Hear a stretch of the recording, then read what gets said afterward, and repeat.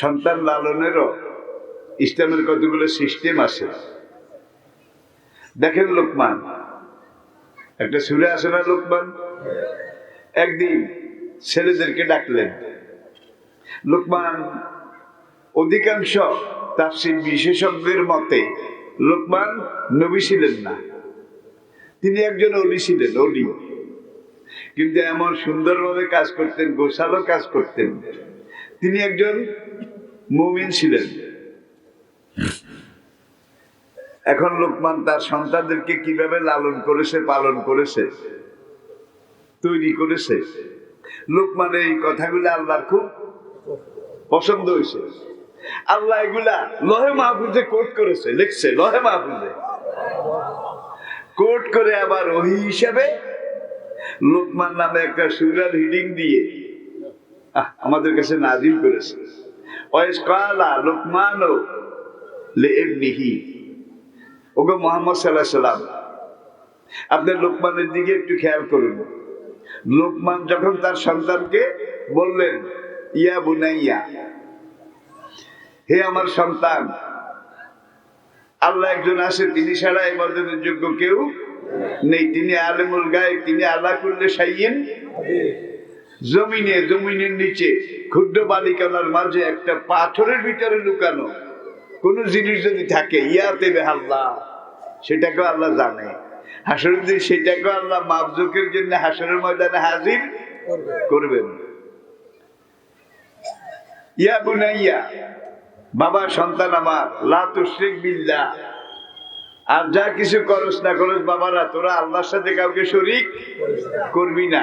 ইয়া বুনাইয়া, ওরে আমার ছেলে, সন্তান আমার, লা তুশরিক বিল্লাহ, আল্লাহর সাথে কাউকে শরীক করো না। ইন্না শিরকা লা যুলমুন আযীম, শিরক করা সবচেয়ে, একটা হাদিসে কুদসি নবীজি ইরশাদ করেছেন, হাসরের দিন একটা গুনাহগার লোক, তার গুনার পরিমাণ এত বেশি, এত বেশি, এত বেশি, তার গুনার স্তূপ হাসরের ময়দান থেকে আসমান পর্যন্ত হয়ে গেছে। স্তূপ পর্যন্ত থুপ থুপ, গুনার থুপ আকাশ পর্যন্ত উঁচু হয়ে গেছে। হাদিসে কুদসি, কাল আল্লাহু আল আযজা ওয়া জাল্লা, নবী বলেন, আমার আল্লাহ আমাকে বলেছেন, ফাবে ইজ্জতি ওয়া জালালি, এই যে আমার গুনাহগার বান্দাটা, যার গুনাহ আসমান পর্যন্ত স্তূপ হয়ে গেছে, আমি খোদার ইজ্জতের কসম, আমি খোদার খোদাইর কসম, আমি খোদার শানে জালালিয়তের কসম, এই যে আসমান বরাবর গুনাহ করেছে, এই লোকগুলা আসমান বরাবর গুনাহ মাফ করে দিয়ে এই গুনাহগার লোকটাকে জান্নাতে দেওয়া আজকে হাসরের ময়দানে আমি আল্লাহর উপরে ওয়াজিব হয়ে যাবে, যদি আমি আল্লাহর সাথে কাউকে শরীক না করে থাকে। তাহলে সব গুনাহ মাফ আছে, শিরকের গুনাহ খাজারে তোর দরবারে কেউ ফিরে না খালি হাত। আল্লাহর ধন নবীকে দিয়ে আল্লাহ গেছেন ফকির হইয়া, আল্লাহর ধন নবীরে দিছে, আল্লাহ ফকির হয়ে গেছে। নবীর দান খাজায় নিয়া শুয়া রয়েছেন আজমিরে, খাজারে তোর দরবারে কেউ ফিরে না। দেখেন নাই বোধ হয়? আচ্ছা, এই গেল একটা দিক। আছেন আমার মুখতার, আছেন আমার ব্যারিস্টার, হাসরের এই শেষ বিচারে তিনি আমায় করবেন পার, আমি পাপী, হারেন তো দেয়া যায় ভাই। তিনি জামিনদার, জামিনদার কে? ল্যাংটা পীর। জামিনদার কে? বেনামাজি পীর। জামিনদার কে? গাজার কল্লিতে এমন জোরে টান দেয়, চোখ দুটা জবা ফুলের মতো লাল হইয়া যায়, দুমা সব গিলে, তারপরে নাক দিয়া জাহাজের বুঙ্গার মতো নাক দিয়া ধুমা বাইরে হয়। আর মুড়িদেরা গান গায়, এক সিলিমে যেমন তেমন, দুই সিলিমে মজা, তিন সিলিমে উজির নাজির, চার সিলিমে রাজা, পরাণে ঢুক্কারে তোর নাম কে তুইল ডাব্বা, আসেনি? আবার এই পিসাব মুরিদদেরকে বলে যে তোরা আমারে সেজদা কর, মুরিদের পাও ধুইয়া, পাও ধোয়া পানি কি করে? কি করে? আচ্ছা, একদল মুশরিক তারা শিবের লিঙ্গ এটা ধুইয়া পানি খায়, শিবের লিঙ্গ ধুইয়া পানি খায়। আবার আরেক দল মুসলমান তারা পীরের পেশাব খায়। এরপরে পীরের পা ধোয়া পানি বোধা খায় না, জোরে কর।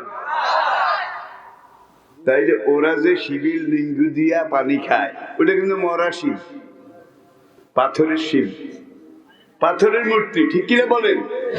আর মুসলমানরা ধর্মের নামে, দিনের নামে যে শিবের ঠ্যাং দিয়া পানি খায়, এটা কিন্তু জেতা শিব। বুঝলেন নাই বোধ হয়? তাইলে পার্থক্য এটা। ওরা মরা শিবের পূজা করে, আর একদল মুসলমান ইবাদতের নামে জেতা শিবের পূজা করে। কিন্তু পূজা সবাই করে। এগুলা শিরক। লোকমান বলছে, ইন্না শিরকা লাযুলমুন, ইবাদত বেশি পারেন বেশি করেন, কম পারেন কম করেন, যেদূর পারেন দয় আল্লাহ শিরক করিয়েন না। ইন্নাল্লাহা লা ইয়াগফিরু আন ইউশরাকা বিহি ওয়া ইয়াগফিরু মা দুনা যালিকা লিমান ইয়াশা। আল্লাহ বলছেন যে আমি আল্লাহ বান্দার সব গুনাহ যত বড় হোক মাফ করে দেব, কিন্তু শিরকের গুনাহ।